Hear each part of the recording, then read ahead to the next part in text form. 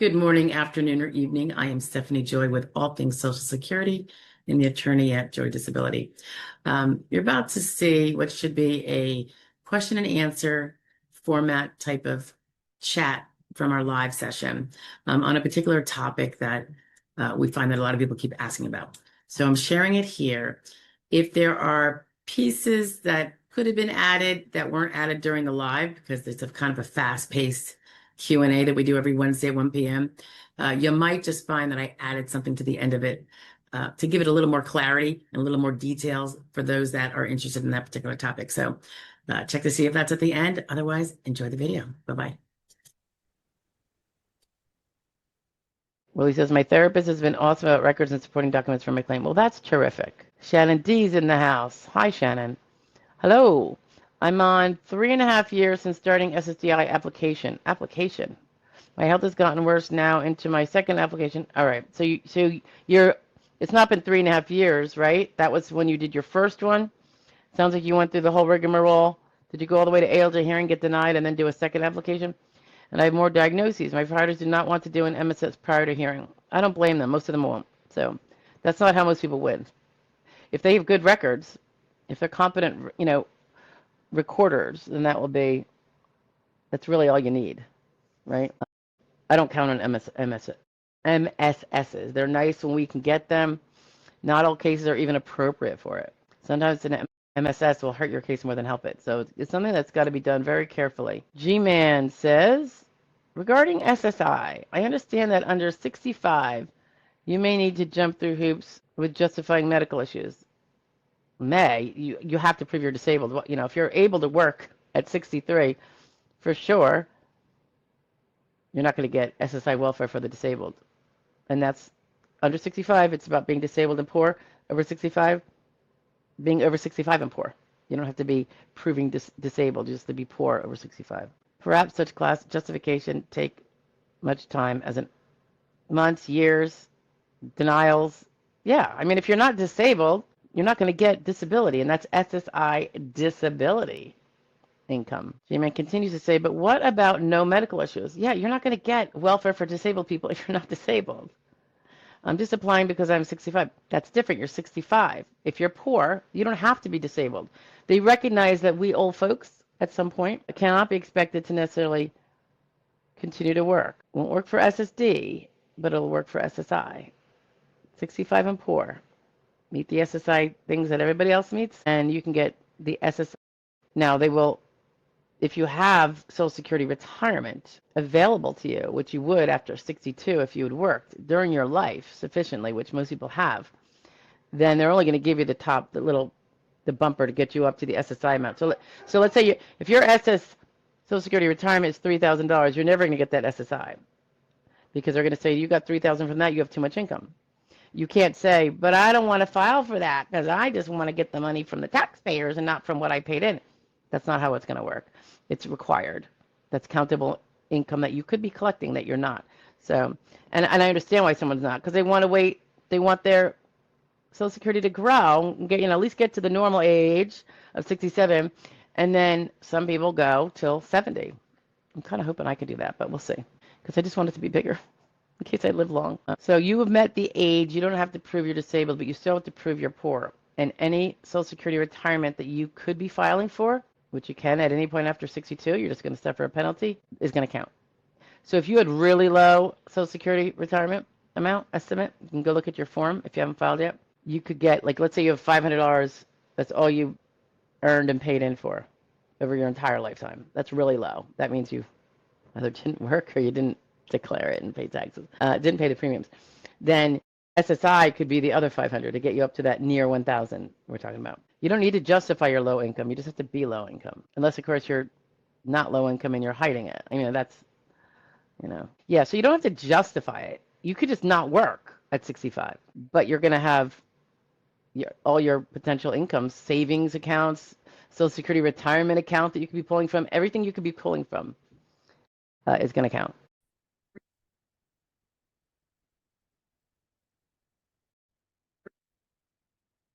Good afternoon. I was going to address a question that I get a lot, and even online I see it all the time.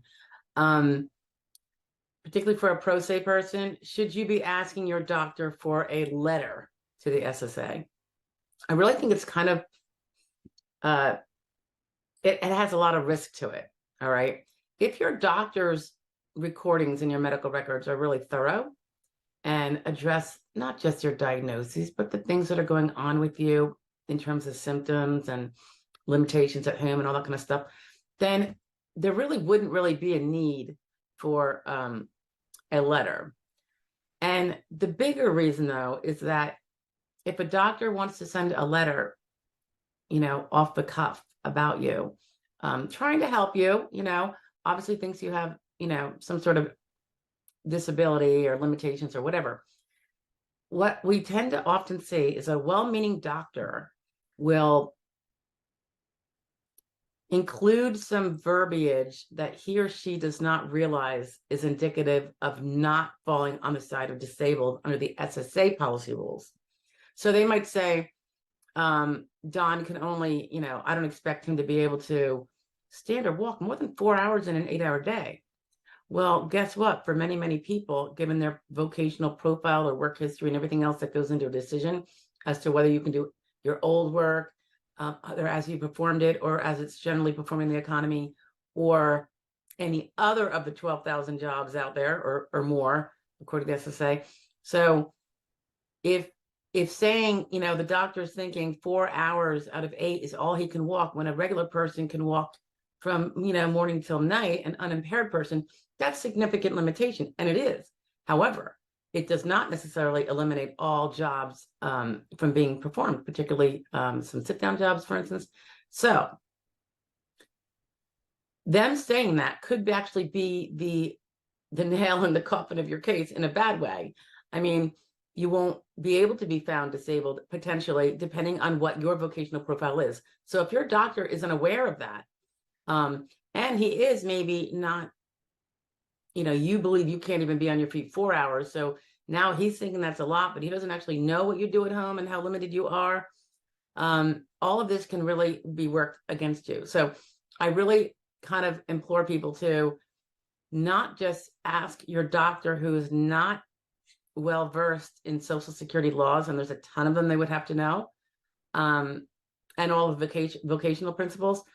So asking them to do a letter off the cuff oftentimes can be more hurtful than not, particularly if, and then other times the letter just, people get a letter off the cuff and the doctor just confirms their diagnosis and how long they've been treating them. Well, that's evident from the records already, because diagnosis is always in there. He has to have it in order to get insurance payments and everything else. And the dates of treatment are always in there. So it's not necessarily going to be helpful to you. I know it makes you maybe feel like it's going to be bettering your case, but a lot of times, like I said, something very limiting that the doctor thinks it's extremely limiting, but the doctor doesn't understand that that limitation actually works with certain jobs, he can be really hurting your case. So we do ask for medical source statements, and that's what we refer to them as. But when we do them, they're after the plethora of hopeful medical evidence is in, including from that doctor and all the other doctors.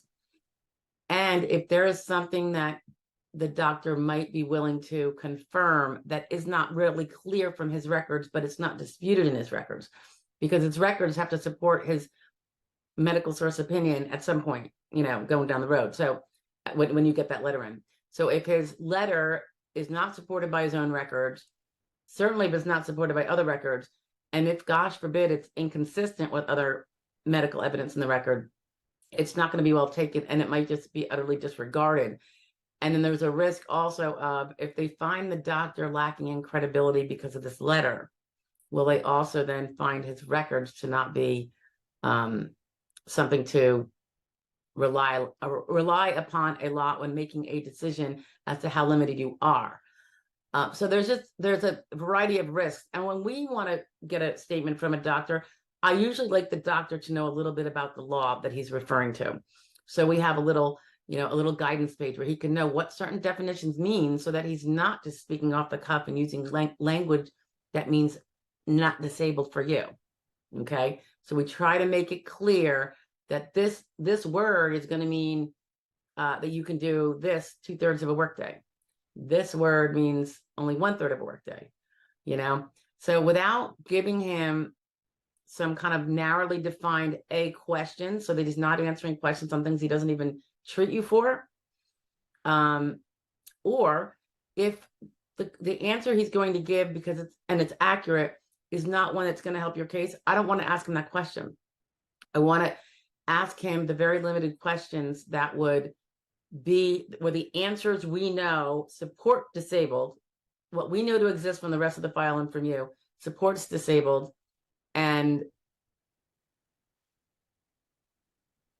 can't really be twisted in a way that would otherwise be able to hurt you. So it's kind of like threading a little needle.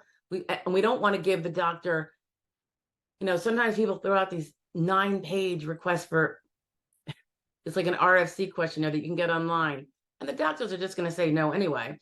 And then if they do answer it, they could be answering about, can she use foot pedals? And they have no idea because they treat you for your arm and they're trying to be helpful. So they answer something and it's contradictory to the other evidence. And now credibility is shot. So it's really something you got to be really careful with. I think it's got to be done individually based on your records, and the records have to therefore be full. So it's not something you're really necessarily going to do in the first few months of an application. And I'll go even further to say most doctors won't even do them, but there are some that are definitely caring about their patients and know the patient is seriously screwed up and will do them. So they're worth their weight in gold. Some will also charge you, some won't charge you.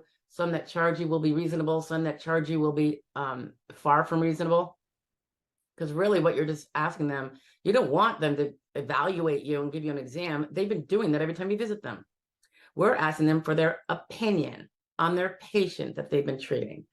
So that is a whole nother issue as to the doctors that won't help their patients by at least providing actual information that they have and that they're paid to have, yet then they're not sharing it. But in terms of the danger of asking a well-meaning doctor for a letter without actually honing in carefully and making sure he knows what things you want to know about, what different definitions are. So if he's going to say someone could do something occasionally, he needs to know what that means. Anyway, that's the answer that I would give when my clients say, should I get a letter from so-and-so? I'm like, no. If there's something specific that can be helpful, we will ask it of him. And it would only be if he's not completely contradicting it already in his records. So, you can't, you give him contradictory or he gives contradictory answers. Now everything that he has said is shot. So, you got to be very careful what you wish for, because you might just get it and it might not be what you wanted. All right. So I suggest no letters, actually, since I don't think you're going to know how to do it. It's not something that happens overnight. And it takes me hours to put it together for a client. So, and that's when I know everything that I know their file and I know the law that needs to be applied, but you're always trying to carefully thread that needle and make sure you're not asking the doctor too many things that he's going to be like, I'm not filling this out. You're asking for 10 pages of stuff. I keep mine to 1 page. And each question is only those that would be relevant to the case. And you're not going to know what's relevant to the case. I don't think you are. It's just not, I haven't seen it yet, actually, in a client ever. All right. I will chat with you later. Bye, guys.